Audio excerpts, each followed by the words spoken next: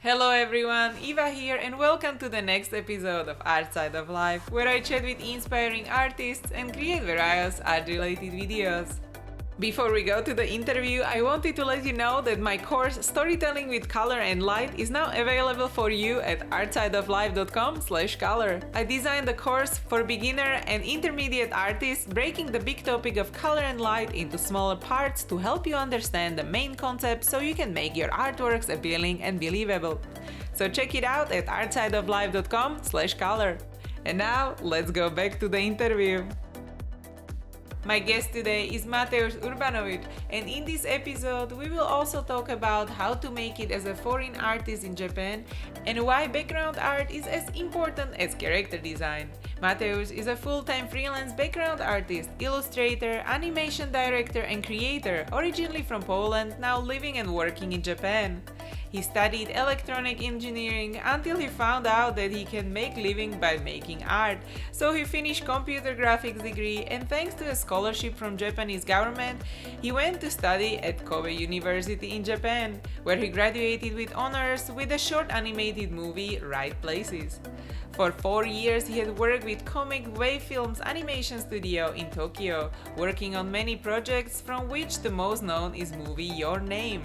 And now, please welcome Mateusz, and let's get to the interview. So, welcome everyone to the next episode of Art Side of Life, and I'm super happy to have Mateusz here. Hi! Hi.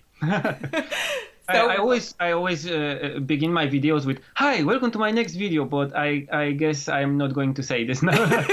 Yeah, it is okay. Also your next video, so that's good. But let's talk about you, so because this is all about you and your experiences. So maybe we can start with your background, and you can tell us a bit more. When did you decided? Okay, I want to do art, because I guess you studied something else, right? I always did art, but I did not think about it as art. It was just my hobby that I was doing in between, like coding, because I did IT, I did programming and math, all kinds of stuff like this. But I always kept scribbling something and painting just as a hobby.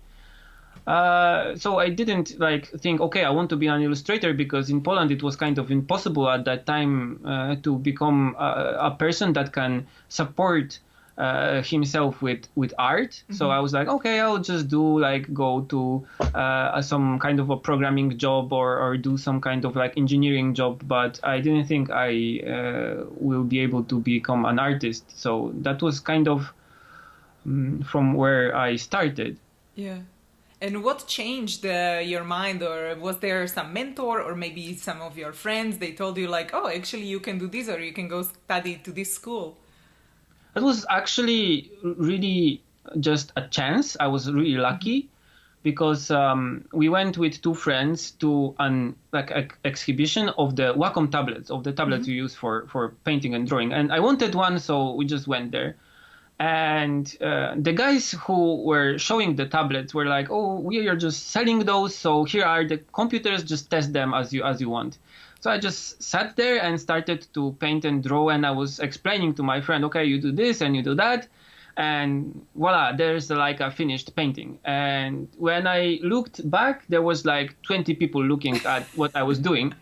And the guys that were selling the tablets were like, we can use this guy. So they asked me to go with them to various shows, a big shows of electronics and all kinds of stuff, to show how to actually use those tablets to people. And I was like, okay, so with this skill, with my skill, I can actually work and do some work. So maybe I should just look for a place where I can use those skills. But yeah, that was kind of difficult in Poland.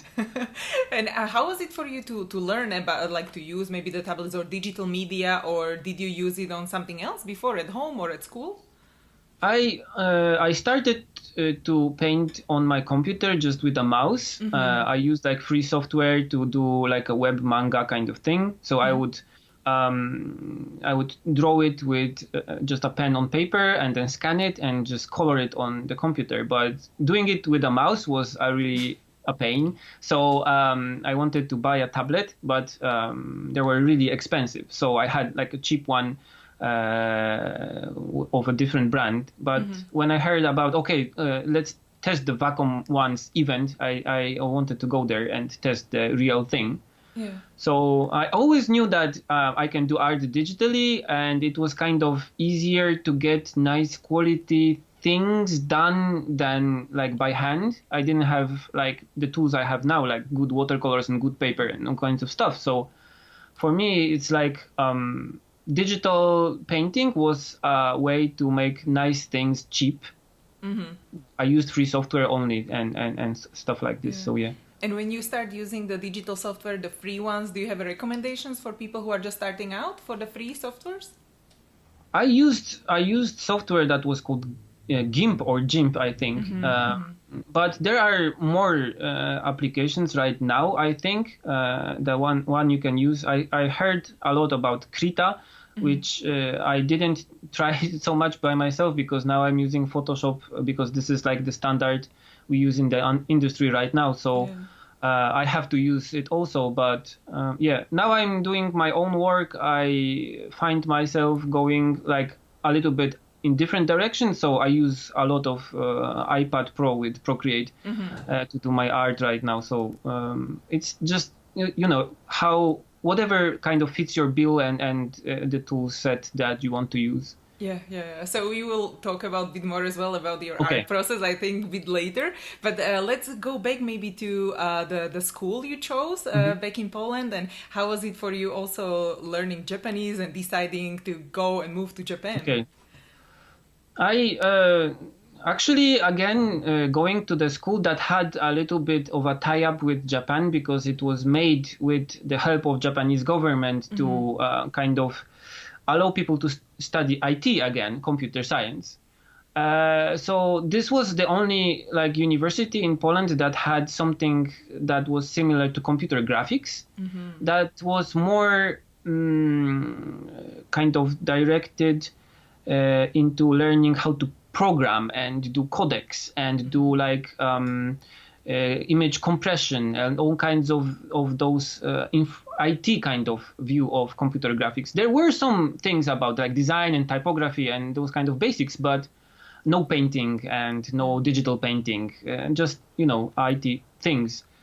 So because I didn't want to go to full art college, I went there and I was studying by myself, doing a comic by myself. And while I was studying in the university, I did a comic by myself. So yeah. And actually the school was like tied up with Japan, but we didn't have any like Japanese language studies or any Japan culture studies or anything like this. This was just a government of Japan gave a little bit of money probably to make this school, but there was no tie-up or anything. Yeah, because I thought you learned Japanese before you moved. No. I learned Japanese when I came to Japan. Oh, that's really impressive. Really kind of a shock way to do it. But I didn't know any Japanese. I did know English, and this is why I was able to actually come to Japan. But I did know no Japanese, actually. Yeah. And so when you came to Japan, did you already have a work or it was only studies at the beginning? When I finished my university in Poland, which was the undergraduate course, I wanted to go to work, actually. But I could not find anything in Poland that was kind of satisfying for me creatively. Yeah. Because they wanted people that can do like basic design things, print things, but no illustration jobs. So I started to look in various places what to do with myself. So when I heard that there is like a scholarship to go to Japan to study whatever you want, actually, there were only like 8 places for the whole Poland. That year, I was like, okay, I'm going to submit my papers. I had good grades in university. Maybe I'll be able to go. And actually, I was able to go. I was chosen for this program, and I was able to go to Japan for 3 years to study the subject I chose, and I chose like manga and animation.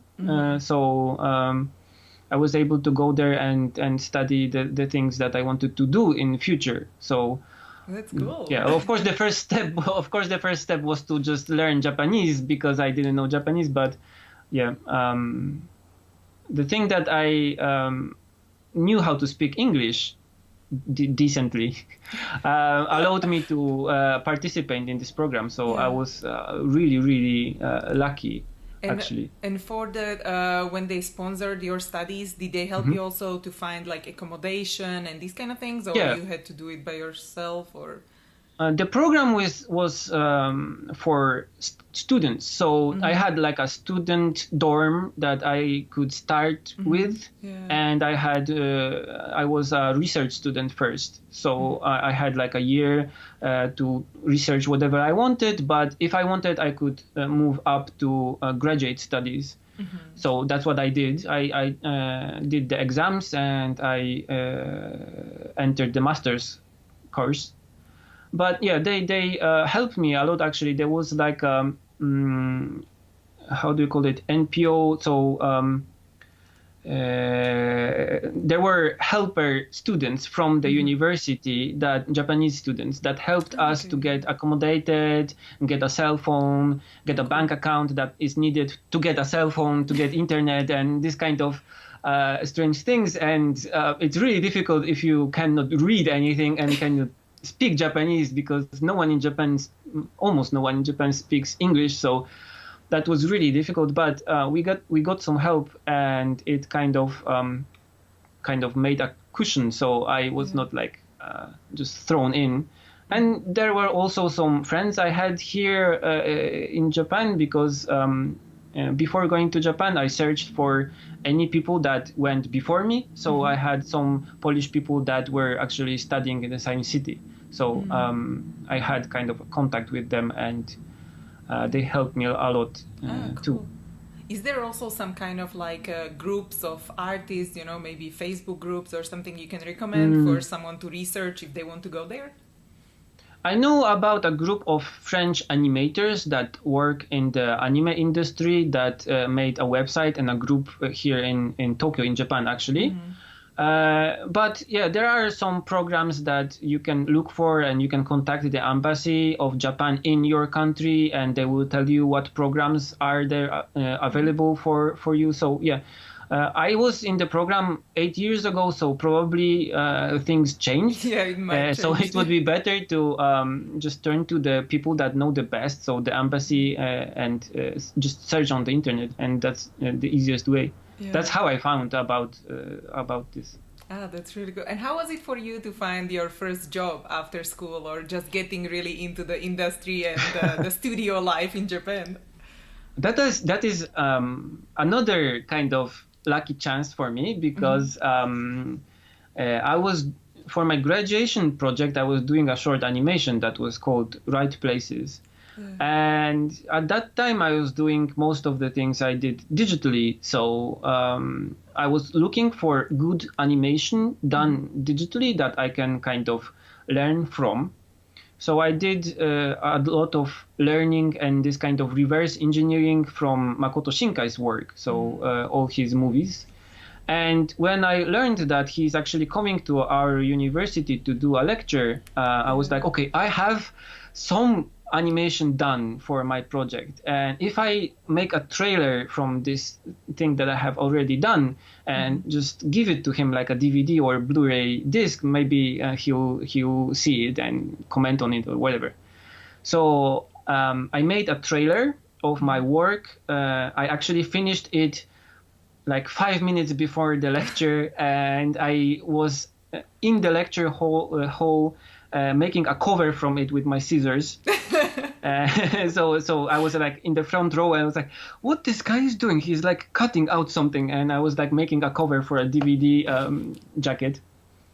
And when he finished the lecture and he was talking about his like creative process and stuff, I was like, if I can speak to him. And my professor arranged just a short like meeting because hey, this is a student that wants to do animation. Just he has a trailer, so there you go. And actually, the producer of Makoto Shinkai and he himself watched the DVD like behind the stage. Oh, right there. And they were like, hey, just do you want to come to Tokyo? And it's like, what? So I was able to get a job with my work. So I actually was able to show my work to the producers at the studio and get a job with my work. And let's say it was a portfolio because this was my current work that I was doing. Yeah. So yeah, I was really lucky at this point also, but yeah. Yeah, but you were prepared, to take a chance and then show it to them, right? So that's kind of, you did extra work. So I think it's really important to have something to show, to have a finished product that you can show, not some sketches or paintings, but a thing that you would like to do, to participate with, to participate on. Yeah. So if I want to do a movie, you can do a trailer or you can do a short movie. If you want to do a comic, you can do just a comic, just a short one with good quality. And then when the chance comes and there's like a publisher that wants to publish your book, you're not, I have some sketches, but I have this and this and this. So I think this is really important for getting a job, not only a first job, but a job at all. So being ready is really important, I think. Yeah, definitely. Because also, what would you suggest someone who is just starting out and they're maybe not sure if they want to be in comics or making movies, or should they prepare more types of portfolios or more products? So if you meet someone doing comics and you want to show them the comic and maybe you have something like that, so you are not scattered around.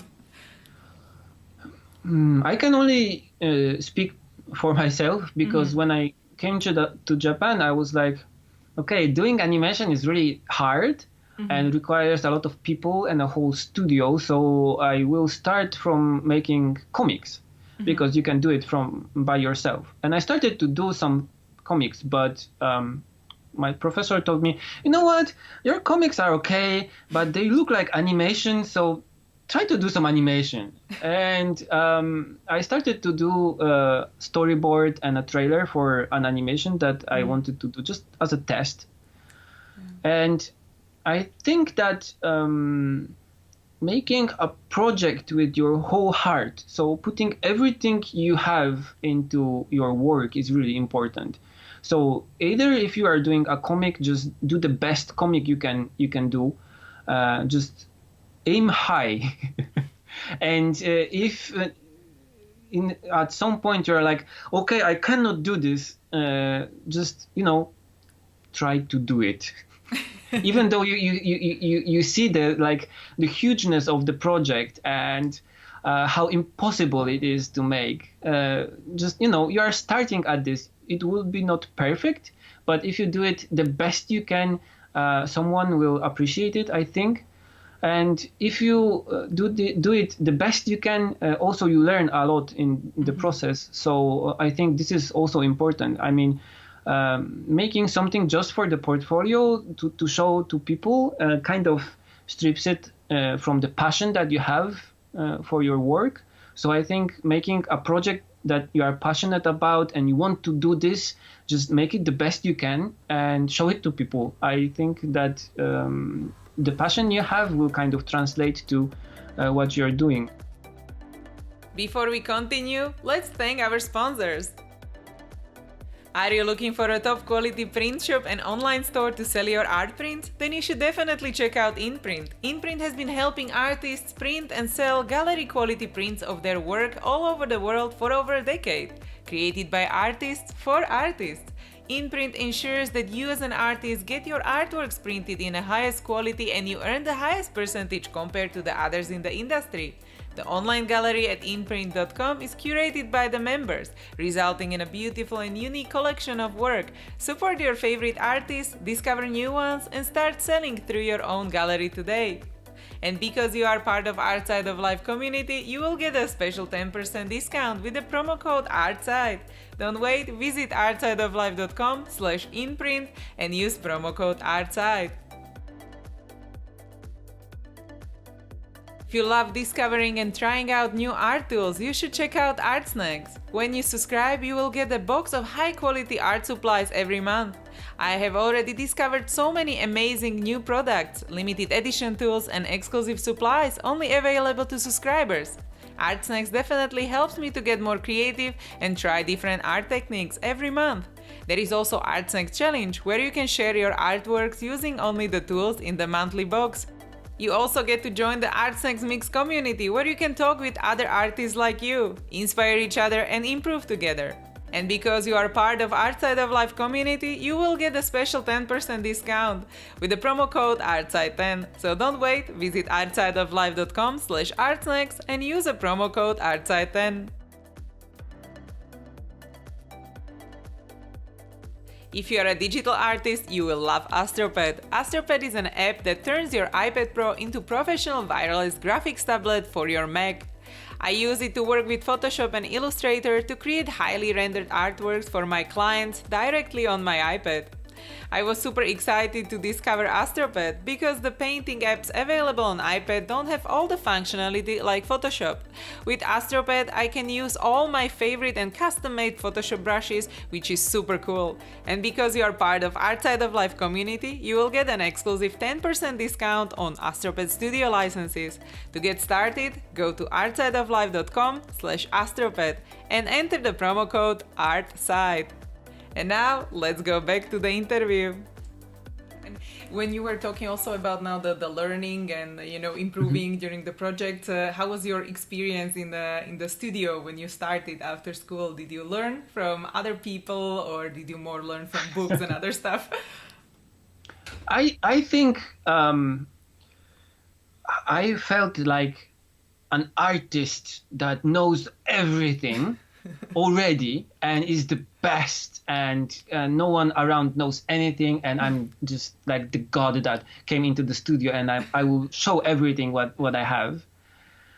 And I was wrong, of course. Now that I look at it, I mean, I had some skill that I developed doing my animations and my comics and learning everything by myself. That was the problem. Mm-hmm. I was not working with anyone before that, so that was the problem with my kind of approach. I had to learn a lot about working in a group. Mm-hmm. About adjusting my style to other people so I could make a part of the team. I was learning a lot every day from other people that were at this kind of a job for years, and they were the real professionals. Mm-hmm. And it kind of taught me to be more kind of humble and just listen to other people and what they have to say about the reasons why they do stuff like this and not the other way. So that was a kind of how do you say it? Wake up call. I got a strong kick in the first year, but the thing that kept me going was I was kind of sure that I can learn, and I was sure that if I put everything I have into this kind of stuff, I can do what they are doing if I try and learn. And it took me about 3 years probably to get to this level that I could participate in their projects on the same kind of quality, but yeah. And when you it was a steep wall when I kind of hit when I first arrived at the studio. Yeah, but yeah. And when you were working in the studio, you were working all digitally or traditionally or kind of combination? 99% digital. Yeah. Actually. Yeah. And this was what I was expecting, because I knew that the works of Makoto Shinkai, the studio, the Comix Wave Films that makes his movies, is digital. That's why I was kind of aiming for the style. I felt at home in Photoshop. I felt at home making backgrounds using Photoshop. So I kind of knew what I was getting into. Not really, but I thought I knew. But yeah, that Yeah. was also kind of a shock, a little bit. Yeah, because basically now for anyone listening as well, that it's good if they know where they want to work, then to research their style and how they Yes, work and kind of try to do this style by themselves. yes. So see how they would fit. Probably if I was going to go, I don't know, for Studio Ghibli or a place like this that does everything by hand, I would have to paint my backgrounds all by hand and learn the technique a year in advance. But I was trying to get into this kind of digital painting, so I was learning the digital painting, and I was trying to make my portfolio, my graduation work digitally and match the style of the studio I would like to get into the best I could. So this is kind of the approach that should be taken, I think. But yeah, on the other hand, you should kind of not close yourself into this narrow category. Oh, I'm doing only digital and only like this and only this style, because this kind of makes you narrow, and some studios, some places will not be happy with you if you can do only one thing. And how is your art process now? If you can tell us a bit more about that, like you also sometimes go from digital to traditional, right? And if you can take us through some of your biggest steps. I started to do watercolor painting again when I was still in the studio. Maybe that was this kind of reaction at making everything digitally. I was kind of sick of Photoshop, of making things on my computer. So I started painting again, and I felt kind of refreshed. I felt that my creative process is taking a lot from this making things by hand again. So I started painting watercolors in my free time, and those projects kind of developed into bigger things and illustration series and watercolor painted comics and all kinds of things. And in the end, I got a little bit of attention in the internet, doing things by hand and not digitally. And I think that I kind of mix the process a lot. I do a lot of preliminary work digitally. I do sketches in Procreate. I do sketches in Photoshop. I do sketches by hand and then color them in Procreate and test the colors in Procreate, but also do stuff like finished work in Procreate, also in Photoshop also. But I think that most of my hand-painted work got a lot of traction, so I just wanted to continue with this.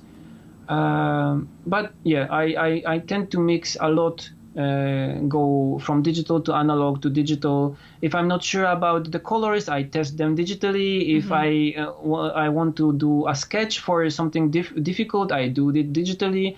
But if I want to paint an expressive painting, I do it by hand. So I kind of go back and forth between those two things, and I feel kind of at home in both categories, I think. Yeah. Because now also for you are full-time freelance now, right?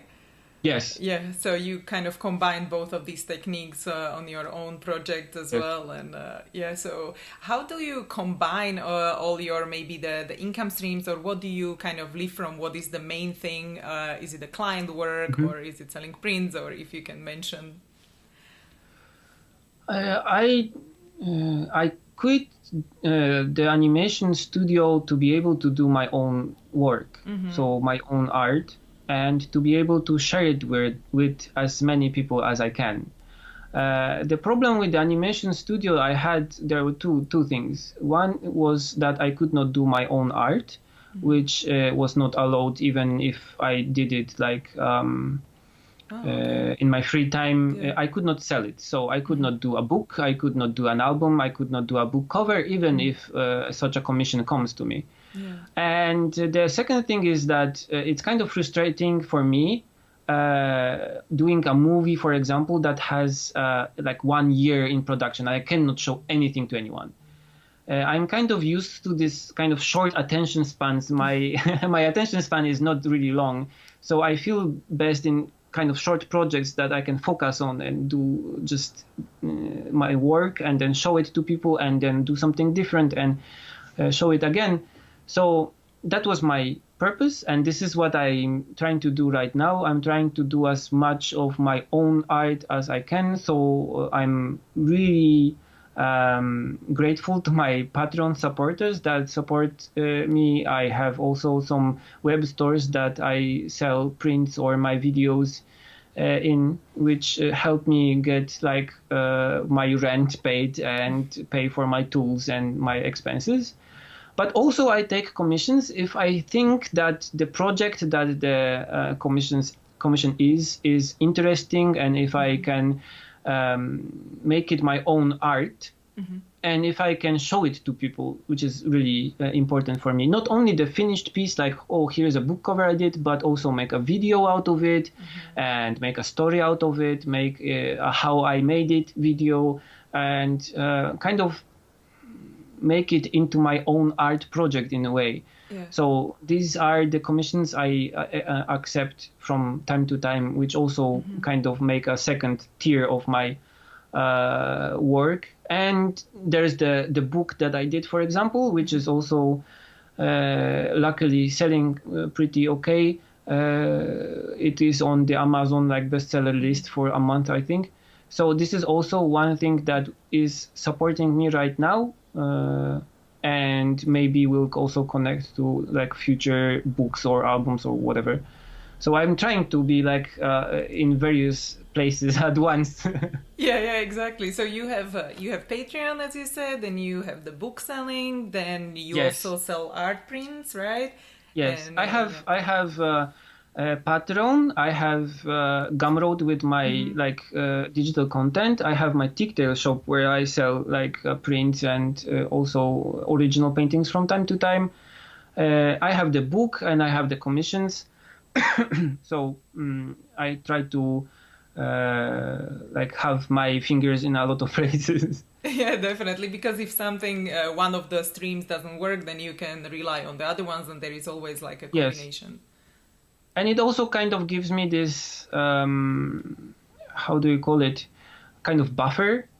So if the commission that I received is like, oh, I don't really want to do this because this is just a commercial work that would give me money but would not kind of be good to anyone, like artistically, I can say, let's maybe not do it and choose this other thing that I'm kind of excited to do and is kind of shiny and I want to start to paint it.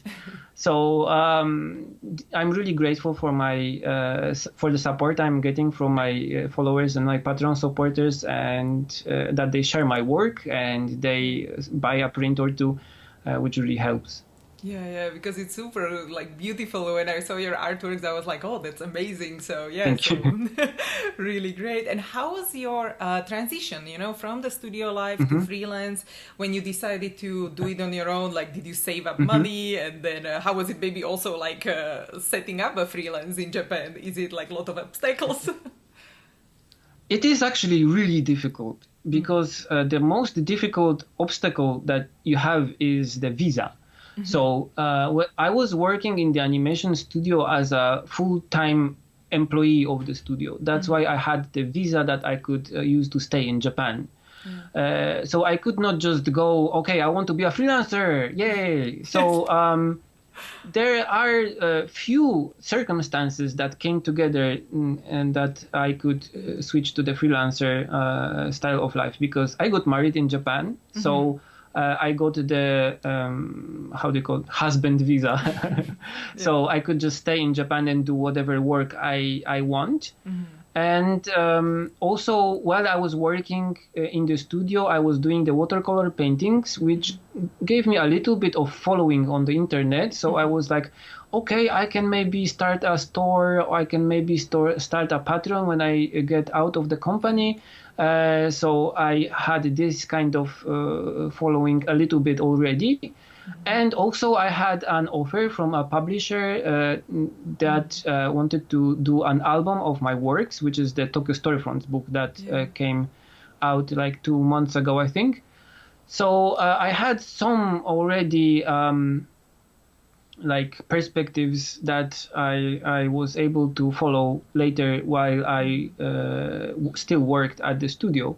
Yeah. And also, of course, I was the part of the Kimi no Na, so Your Name movie stuff, Yeah. which was like a box office hit in Japan. So that also allowed the company to pay us a little bit more, so I could save some money to become the freelancer I wanted. So a lot of circumstances came together that allowed me to kind of switch to this kind of lifestyle. And the whole switch was not so difficult. There were some like documents I had to submit and change the visa and do kinds of stuff. But I already had so many things I wanted to do that I was too busy to think about anything, actually. It is kind of scary, especially while living in another country. You are not at home. There's no like safety net that you can use if something goes wrong. But that's also kind of exciting a little bit, I think. Yeah, you do it Maybe. now for a year, right? The freelance. Yes. Yes. Yeah, Yes, yeah, I think that it's a year, but I was really lucky that I was able to get a kind of big project this year because I was directing a short animation movie. Awesome. Which I was not expecting when I was going to do the freelance thing. I was expecting doing my own work only. Yeah. And when I was first like asked to do this animation thing, I was like, oh no, again, animation. Do I want to do this? But the guys from the animation, the guys that wanted me to do the animation were like, okay, we will give you almost complete creative freedom to do this. We want your style. You don't want like your name backgrounds. We want your art style. We want you to do the watercolors for this animation, and we want your ideas, not the thing that you do in the animation studio before. So I was like, okay, this is this kind of commission, this kind of project that I want to participate in as a freelancer. So I was really lucky to get this job also. Oh, that's great. Yeah, yeah. Because as you mentioned, like there's different clients coming to you. Is it mostly through Instagram or from YouTube or from previous connections you had in a town, or how do you find new clients? I don't really know where they are coming from. Most of them see my work in the internet, I think, like Behance also, and Instagram and YouTube also. And also like through connections, like they are looking for someone that is capable of doing this and this and this. And I'm like in the narrow group that can do animation backgrounds, hand painted watercolor style, or something that is similar to this and this. So I have this kind of narrow, let's say, niche that I feel comfortable in.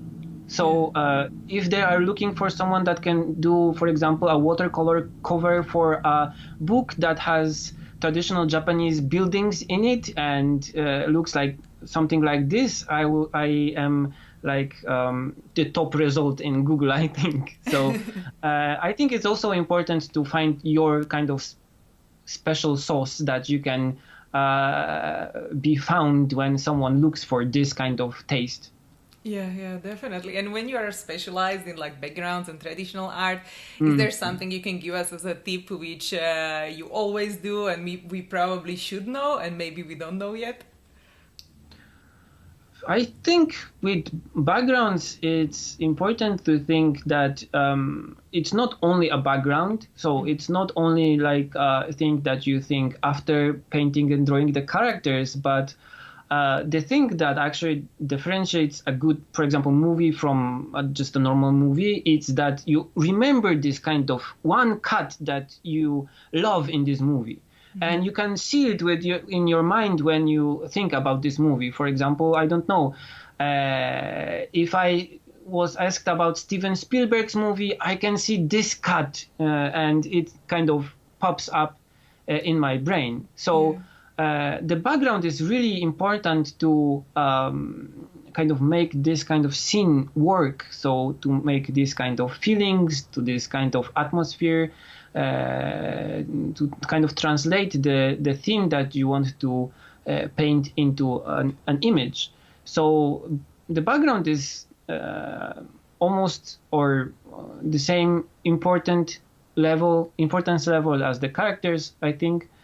So I think a lot of artists realize it kind of late because they focus, especially in school or whatever, when they are learning on characters, on people.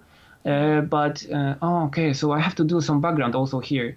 And this approach was weird for me because I started doing like buildings and drawing things, and then later I was like, okay, I have to do some people also. So this kind of balance, I think, is really important, and thinking about the scene, that the piece that you want to do holistically. So the whole thing is background plus characters, not or characters plus background, not anything. The balance has to be there. Yeah, so you are supporting as well the mood maybe of the characters. If it is like sad character, feelings maybe you of the will characters. do rain or something. Yeah. I mean, if you look, for example, at Studio Ghibli movies and see how the backgrounds work with the feelings of the main character, it always is in perfect synchronization with the feelings of the character. For example, I don't know, in Haru's Flying Castle, I think is the English title. When Sophie goes out to the hills, there's nothing there, and it's like really, really atmospheric, and the rain starts pouring, and there's like the wind, and you can see the city from where she's kind of escaping, and she's all alone, and the wind is like blowing her around, and she's cold and probably kind of hungry. So this is the setting that you want to show, and the background is the only tool that you have to do this. But also the music, for example. But in case of illustration or comics, there is the background that you can use, your really important tool, I think. Yeah, and working also with the colors for the background, as you said, right, to support the mood, like the saturation or desaturation of the colors and this kind of thing, right? And the distance, for example, distance of things. Do you keep everything in focus, or just the character and the character surroundings, and you make blurred everything else? Or you blur the character and just show the background, for example? There's a lot of techniques that you can use to make the background kind of speak for you. Yeah. Have you had like a favorite project or favorite background you ever worked on? There are some things that are kind of, I don't know, favorite, let's say. Or maybe most memorable. For example, when I was still learning how to paint backgrounds digitally, and I was using the books that the studio of Makoto Shinkai published, I was painting all kinds of things, and there was like this painting of a shop, like a convenience store. And there was the insides of this shop, and it was painted really meticulously with all the things inside. I was like, oh, Jesus, this looks so good. Yeah. Every detail is there, and you can almost, it looks like photorealistically. And I was like, oh, the guy or whoever painted this, the artist is so professional, and this is so beautiful. And actually, when I was doing the backgrounds for Your Name, I was painting the same store. This because it was based on the same kind of store that they had, like the photos that they took in the location hunting. So I got the same photos, and I was painting the same store, and I was like, oh yes, I'm painting the same store just from outside, but this is the same place. So it was really kind of interesting and lucky for me that I was able to paint the same things that I learned from. So yeah, this was one of the most interesting things I did really with backgrounds. Yeah. And when you paint locations, do you have a reference pictures or you go to location to sketch there? For me, for my own project, most of my illustrations are done from the photos I took on my walks and from my location huntings. I sometimes just go intentionally to a place to take a lot of photos and to explore it. And sometimes I just go for a walk and, oh, this is interesting. And like 2 months later, I'm looking for a photo of a car and, okay, I have this car in a photo that I took. When I was doing animation backgrounds in the animation studio, we had a lot of photos that the staff took while location hunting with the director in a location that was going to be the inspiration for the backgrounds for the movie. So even though I did not go there personally, we had a lot of reference photos from which we could work. But sometimes, of course, I have to work just from my imagination because there is no place like this, or you cannot take a photo of such a thing. So I sometimes use like different photos to make an amalgam of a place that I'm looking for, because I'm going for like quite realistic style. So I have to have the details of places that I cannot go to. And also the text, for example, is really difficult to do a realistic poster, for example. So I have to have some examples of a poster. Okay, the standard poster that is in such places looks like this kind of, so I'll do something similar maybe.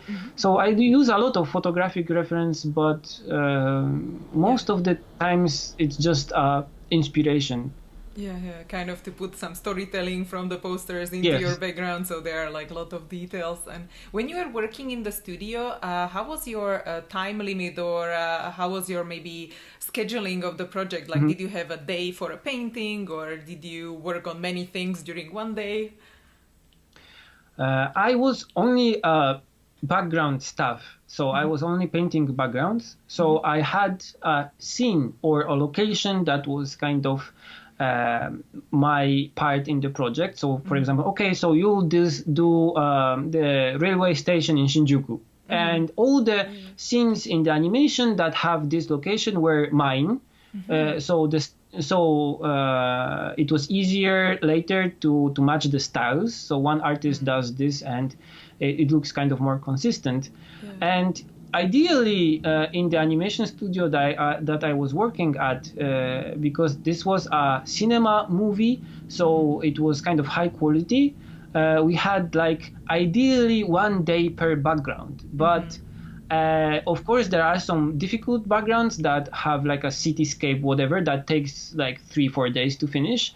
But you have also backgrounds that have only sky or some trees that take like half a day or a few hours to finish. And so on average, I think I'm not so fast in painting, so I think about 2 days per painting was what I was doing. But I didn't have a kind of quota of paintings that I had to do, but there was the overall deadline for the movie, of course. So we had to kind of schedule the things and see where the work and deadline curves meet, and is it still okay, or are we in a really bad shape?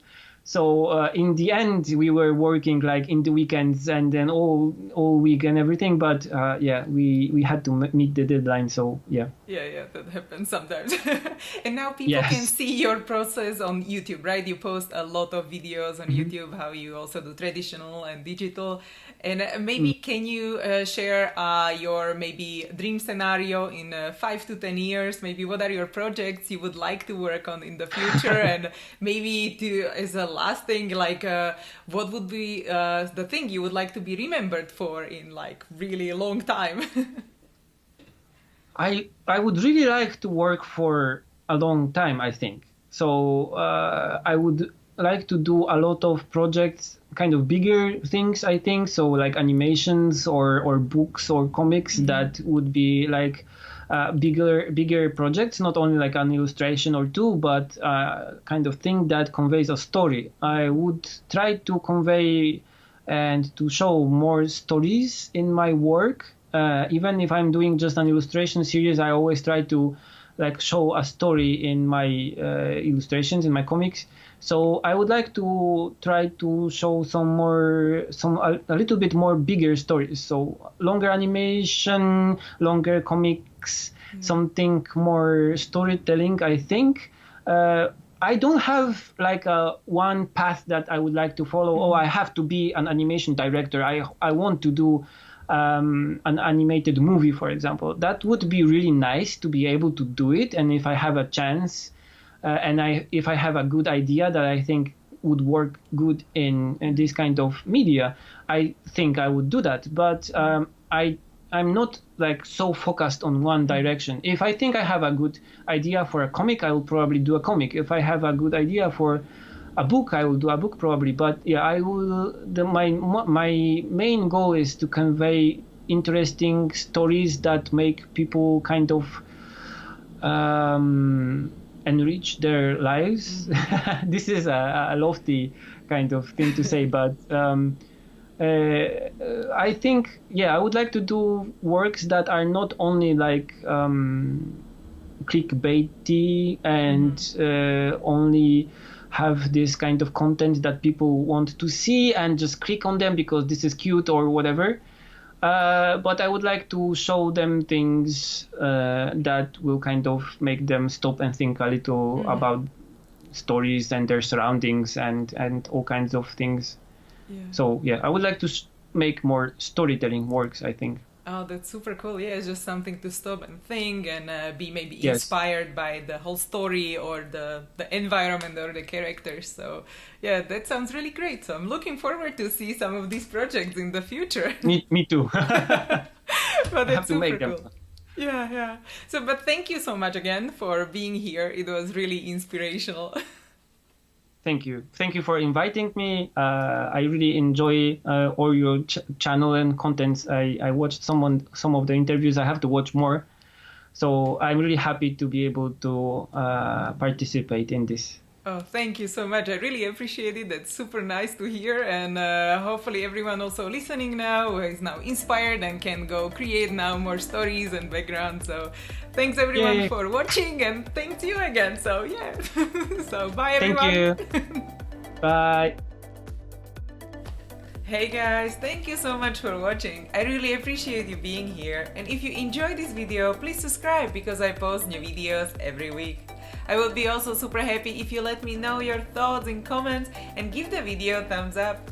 You can find all the resources mentioned in this episode at artsideoflife.com. Just type a guest name in the search bar. There is also a couple of free artist resources ready for you. So if you want to listen to the interviews on the go too, make sure to check out the podcast at artsideoflife.com/podcast.